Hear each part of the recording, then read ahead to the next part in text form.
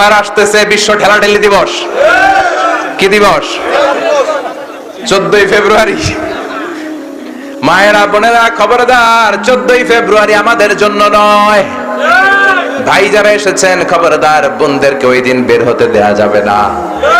বাবা যারা এসেছেন মেয়েদেরকে ঘরের মধ্যে রাখবেন আর বলবেন মা এই দিন কোরআন তেলাওয়াত করো।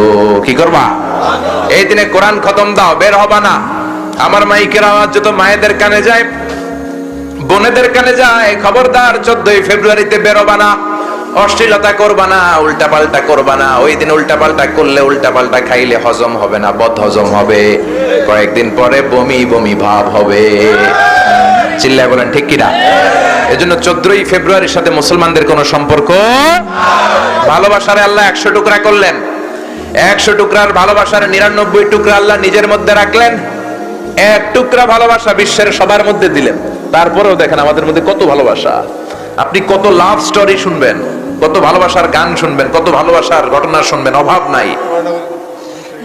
ঘটনা শুনে আমরা চোখের পানি ছাড়ি, এমনও ভালোবাসার হিস্টোরি আছে না নাই? মা বাবার মধ্যে ভালোবাসা, ছেলে আর বাবার মধ্যে ভালোবাসা, মার মেয়ের মধ্যে ভালোবাসা, বন্ধু বন্ধুতে ভালোবাসা, স্বামী স্ত্রীর মধ্যেও ভালোবাসা আছে না নাই? ছোট্ট মেয়েটা বলে আমি রাতের বেলা ভাত খাবো না, আব্বা আসুক, আব্বা আসলে আব্বার কোলে বসে একসাথে ভাত খাবো।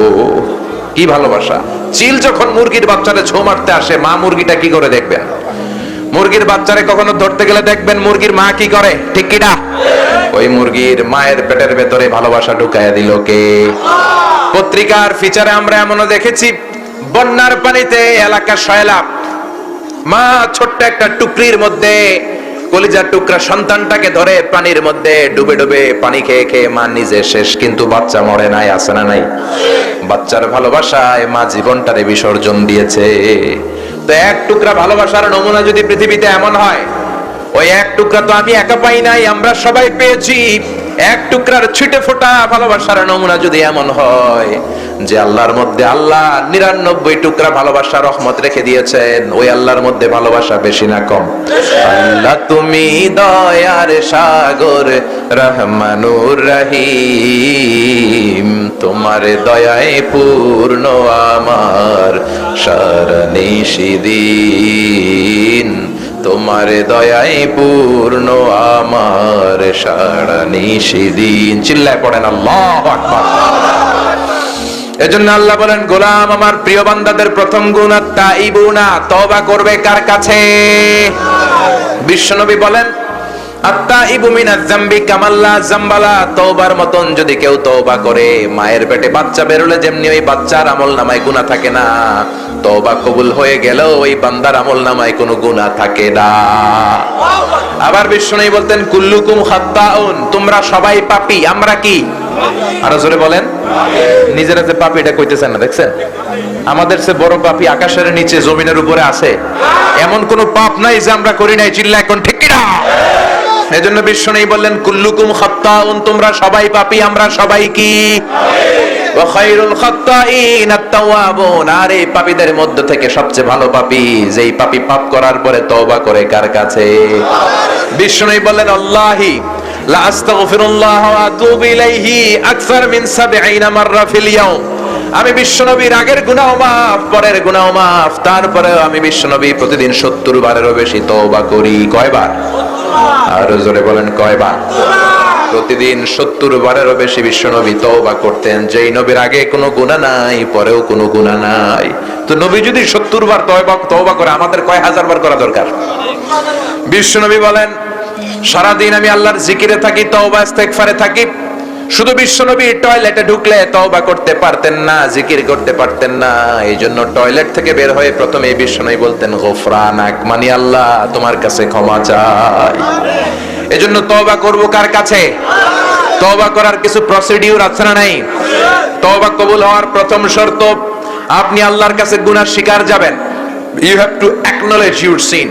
আপনি কি পাপ করছেন আল্লাহর কাছে হাত তুলে চোখের পানি ছেড়ে আপনি আল্লাহরে সব বলবেন। আর চোখের পানি হচ্ছে তওবা কবুল হওয়ার মেকানিজম, তওবা কবুল হওয়ার মিস্ট্রি, রহস্য। চোখের পানি যদি আপনার মুনাজাতে চোখ বেয়ে নাকের ডগা বেয়ে জমিনে পড়ে, আপনি এমনিই বুঝবেন মুনাজাতটা কবুল করে নিয়েছে কে?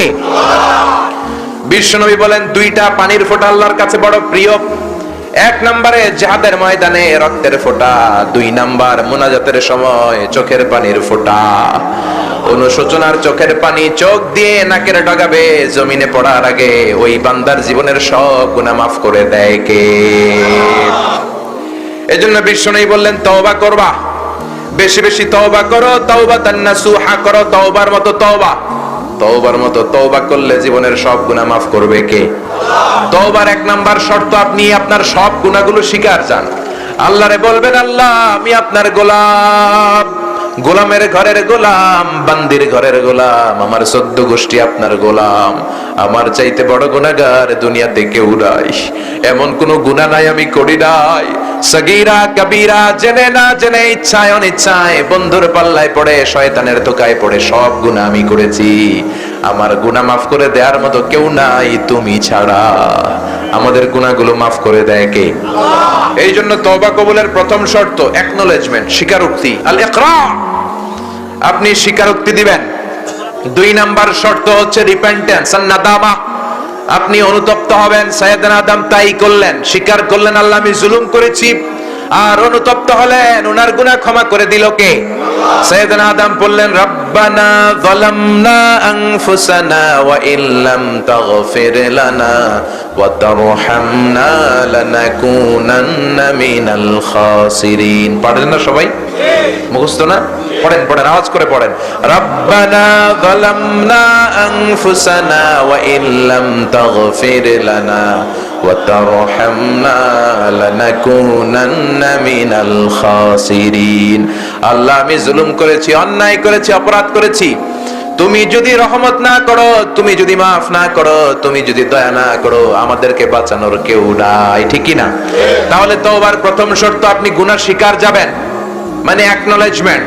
2 নাম্বার শর্ত রিপেন্টেন্স, আপনি অনুতপ্ত হবেন। 3 নাম্বার শর্ত যে এই গুনাহটা আপনি করেছিলেন আর করবেন না। 4 নাম্বার শর্ত এটাকে আপনি মন থেকে ঘৃণা করবেন। 5 নাম্বার শর্ত আল্লাহর কাছে ওয়াদা দিবেন এই গুনাহ পারতপক্ষে জীবনেও করব না। ঠিক কি না? এইভাবে তওবা করলে কবুল করে নিবে কে? আপনার তওবার দরজা আজীবনের জন্য খোলা। সুবহানাল্লাহ কইবেন না? কোনদিন এই তওবার দরজা বন্ধ হয় না, শুধু 2টা সময় বন্ধ হয়। এক হচ্ছে ইনদাল গারগারা, মালাকুল মাউত আপনার রূহ ধরে যখন টান দিবে, মালাকুল মাউতকে যখন দেখে ফেলবেন, আপনার গলা দিয়ে যখন গরগরানি শব্দ হবে, তখন আর আপনার তওবা কবুল হবে না, তার আগ পর্যন্ত হবে। সুবহানাল্লাহ পড়েন। আর এক হচ্ছে ক্বাবলা তুলুইশ শামস মিন মাগরিবিহা, কিয়ামতের 3 দিন আগে সূর্য আর পূর্ব দিক থেকে উঠবে না, পশ্চিম দিক থেকে ওঠা শুরু করবে। পশ্চিম দিক থেকে যখন সূর্য ওঠা শুরু করবে, তখন আর আপনার তওবা কবুল হবে না। এর আগ পর্যন্ত যখনই আপনি চোখের পানি ছেড়ে আল্লাহর কাছে ক্ষমা চান, মাফ করে দিবে কে? আপনি কত গুনাহ করেছেন, কত অন্যায় করেছেন, আপনার গুনার চেয়ে আমার আল্লাহর দয়া বেশি না কম? গুনাহগুলো স্মরণ করেন। রাত্রিবেলা একা একা উঠে ঠান্ডা পানি দিয়ে ওযু করে জায়নামাজটা বিছিয়ে দেন, 2টা রাকাত নামাজ পড়ে সিজদায় পড়ে আল্লাহরে ডেকে বলেন, আল্লাহ তুমি ছাড়া আমার বাঁচানোর কেউ নাই, তুমি আমার গুনাহগুলো মাফ করে দাও, আমি তওবা করলাম, ইস্তেগফার করলাম, আর কোনোদিন গুনার দিকে যাব না। তওবার মতো তওবা করলে জীবনের সব গুনাহ মাফ করে দিবে কে? এটা যত বড় গুনাহই হোক। ঠিক কি না? বিশ্বাস হয়? আল্লাহর উপর আস্থা আছে? আল্লাহর উপর ভরসা আছে? আল্লাহর উপর তাওয়াক্কুল আছে?